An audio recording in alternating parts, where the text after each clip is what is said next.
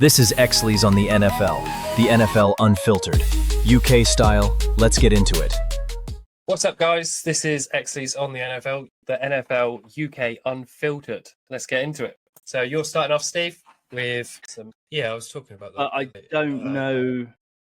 I don't know how they're going to work it. I think what will probably happen is, unless he does something serious, it'll be outside of NFL season, I would imagine. Yeah, we were talking about it at home the other day when I mentioned it. I was like, do you reckon it'll be he can do a day here and a day there? Well, I wonder if what they'll do is suspend him for a season, and he does it in that season, in that suspension. Yeah, I think it'd be a day here and a day there. You just do the daytime, so I do the night times. I don't think that's how they'll allow him to do it. He probably wishes he could, but I would imagine he's going to get suspended for the season, because now that that's been dealt with by the judges, the NFL can make their ruling on what's going to happen. I would expect multi-game, if not full season suspension for it, because it's quite a high-profile thing. He ran away from the scene of the crime. They had to go looking for him and all sorts. Yeah.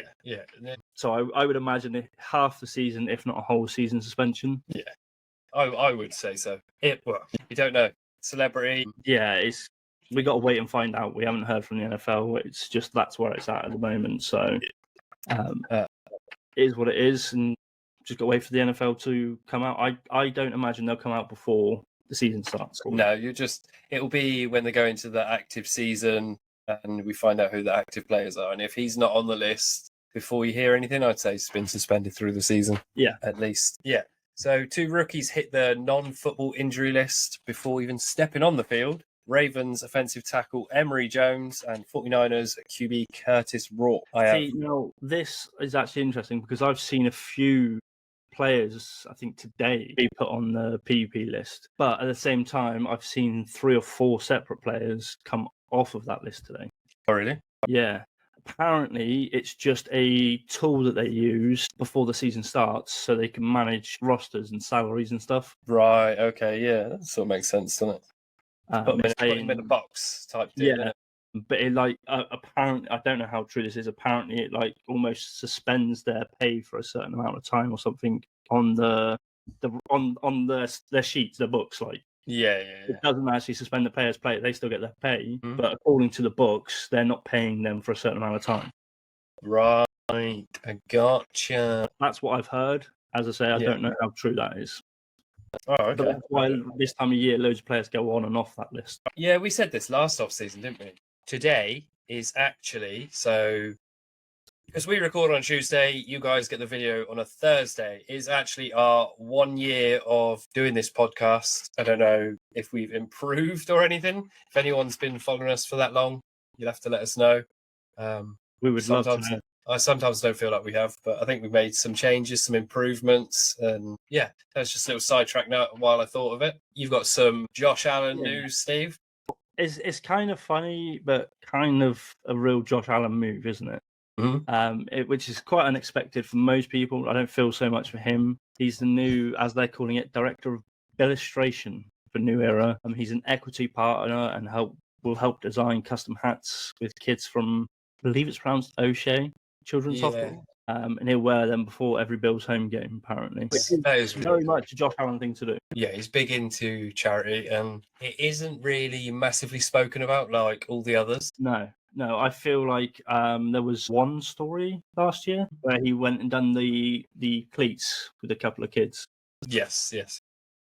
But I don't think it's talked about that much, like, as you say, a lot of the others, how much he actually does with the Children's Hospital and stuff helps. Yeah, because what's Patrick Mahomes' charity is Mahomes. Then you got Travis Kelce's one. Is gone from my mind right now, but then is that the 15 and running thing? Yeah, that could be Patrick Mahomes' one. Then you got Jordan Love's one is Hands of Love, I think. Then you got the Philly Autism Awareness. They're the big ones that are spoken about that I see a lot of. Yeah.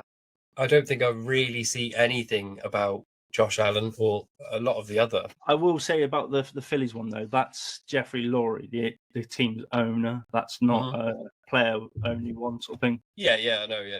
So the Broncos took in star rookie RJ Harvey. I don't know I don't necessarily know if it's a good signing. If it's not, I feel like the Broncos have improved a hell of a lot over the last season. Mm-hmm. I mean, if you look at when they had Russell Wilson and how down they got. No offense to Russell Wilson, but they got rid of him. They brought in some new people, a lot of new people. They brought in a new QB, and then they got so close to making a good Super Bowl run. Yeah, Bo Nix is a world-class QB in my opinion. He's doing really well, and hopefully this year he can do something get a little bit further. I'll be interested to see how him and Jaden Daniels do this season. Yeah, Jaden Daniels is going to go far. I reckon he's going to make the playoffs this year. I wouldn't be surprised. I mean, he made the NFC Championship game in his first season. Coming into his second season. No, and if you look at the way he trains using VR and stuff, he's that one step ahead of all the other QBs. So what's he been doing in the offseason? Yeah, it's not really been out there about what he's been doing. A lot of players, especially it's mainly wide receivers, it's talked about how they go to certain places and train with certain players and rah, rah, rah. I noticed quite a few cornerbacks have been in the news about it lately as well, but you don't really hear much about the QBs. No, exactly. A big shake-up. Lloyd Howard has stepped down as NFL PA Executive Director. The board's already in talks for next steps, maybe an interim executive. Yeah, and since all this, I've noticed that I think it was the guy below him has resigned as well. It's not very often that happens. So something don't quite seem right there. No. I don't know what it could be. I don't know if it's just that they weren't getting on or they weren't getting on with everybody else or what happened. But it's just time to move on, maybe. Who knows? Yeah. We say what we see, not what we know. Will Levi is out for the season already. Season-ending shoulder surgery after he injured it last year. Played through it for the most part. We spoke about this the other day. Yeah. We spoke about this the other day. Yeah, he should have gone for that at the end of last season so that he was ready for the beginning of this season, not wait until, we're like 40-something days away from the beginning of the season, and he's now just going for the surgery. Yeah, it should have been done at the end of the season because they weren't making the playoffs. They knew they weren't making the playoffs. So last game or two, maybe, put your backup in, get him in for the surgery as soon as you can, get him ready for the season. I'm not 100% sure, but I think something had something to do with them having the number one pick. And then they drafted Cam Ward, took their number one QB. I don't think he's going to come back for even if they make it near the playoffs. I don't think he'll be anything to do with the team this year. Maybe or something, but he's not going to play. They do say that he is fully committed to coming back stronger, but it's another QB setback for the Titans. Are they now going to start Cam Ward? I think you've got to. He's the number one pick. Yeah. You'd be stupid not to. Your original guy's out for the whole season. You've got the number one drafted QB. Yeah. You've got no decent other options. You've got a few backups. I think they got two other backups. But you drafted him for a reason. You drafted him number one for a reason over Shedeur Sanders, over Travis Hunter, over Ashton Jeanty. Yeah. Over Abdul Carter. There were so many other picks that you could have taken. You took the QB. And I bet those that were drafting him knew about Levi's probably going to be out for the season. Yeah, 100%. Anyway, Green Bay Packers kicker Alex Hale, an international player pathway participant and practice squad member last season, was released. There is absolutely no other reason for it other than we don't really need him at the moment. But to have I'm pretty sure he did play a couple of games last season. And he's not terrible, but I just thought it was news because I'm a Packers fan and I never talk about Packers stuff because nothing ever happens in Green Bay. It does, but nobody actually announces it until like game day. No, exactly. So trading block, Steve. Let's go. We kind of got to go through them. Von Miller from the Commanders, Desmond Ridder, Bengals, QB depth behind Burrow. Jordan Mims signs with the Titans. Mike Williams retires after 8 seasons. And Chiefs waive wide receiver Justyn Ross after his release request. Yeah, now that one I heard he wasn't too happy about being with the Chiefs anymore.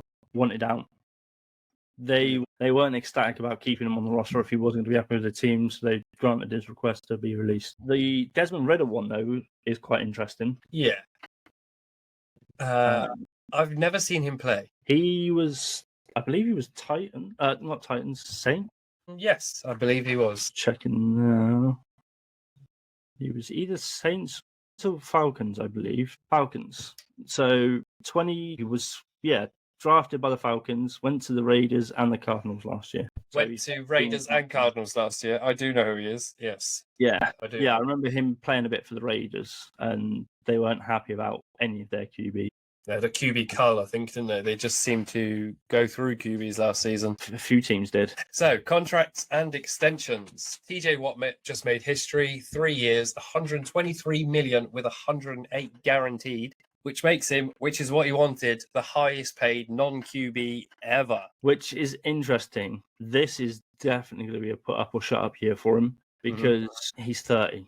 Yeah. Just got a 3-year massive contract. If he doesn't put numbers up, that contract's getting renegotiated, I reckon. Yeah, he's got to put some big numbers up in the first year to see the next 2, I believe. Or I would say, otherwise he's going to get his guaranteed and that's about it. Yeah, I mean, that's more of a contract you would give to someone in their mid-20s who is as dominant as he's been. Yeah. Don't get me wrong, he has been great, but he's just turning 30 or just turned 30.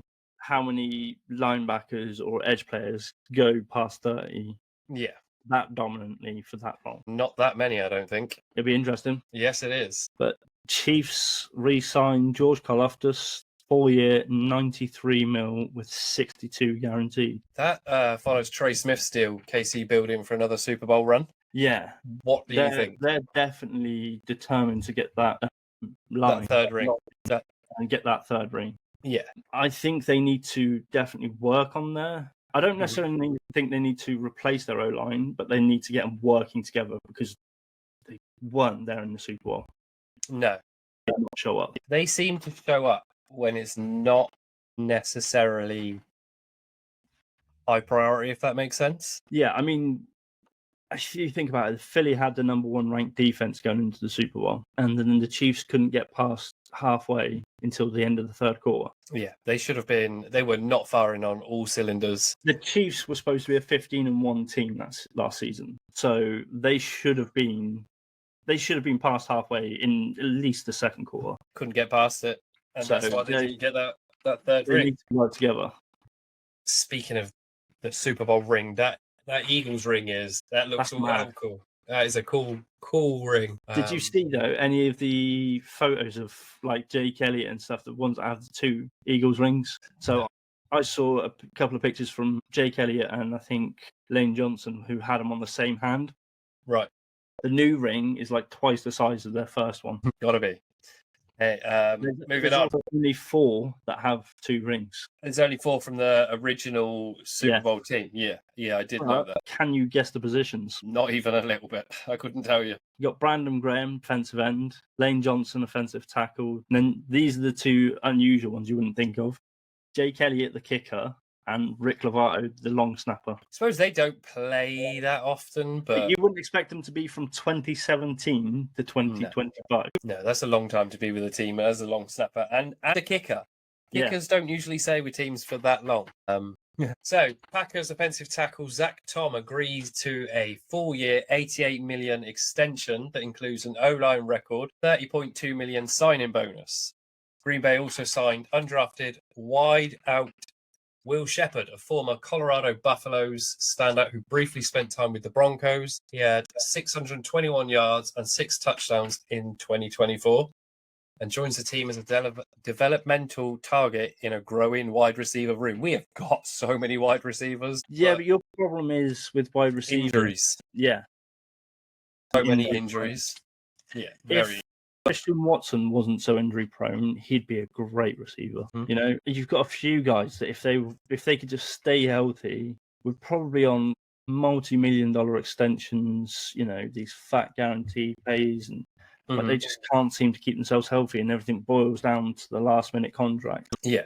So I think the offensive tackle signing's a good one, though. Yeah, we definitely we don't need it, but I don't know. It was a re-sign. Keeping a good offensive tackle around is very handy. I mean, you look at the Eagles. It helps. Lane Johnson's been there for 13. I think he's coming into his 13th season. So if you can keep a good one for a long time, it will pay off. Yeah, we were ranked in the top 10 for offense last season. I would like to see us top 5 coming into next season, but we'll see. Yeah, that's it. That's it on contracts. Top paid non-QEs. Obviously, you've got TJ Watt now topping the list with 41 million. Then you got Jamar Chase at 40.25, Myles Garrett at 40 million, Daniel Hunter at 35.6 million, Max Crosby at 35.5, Justin Jefferson, no surprise, at 35 million, Nick Bosa at 34 million, and CeeDee Lamb also at 34 million. I could think of so many more non-QBs That should be on that list. That don't get that sort of money.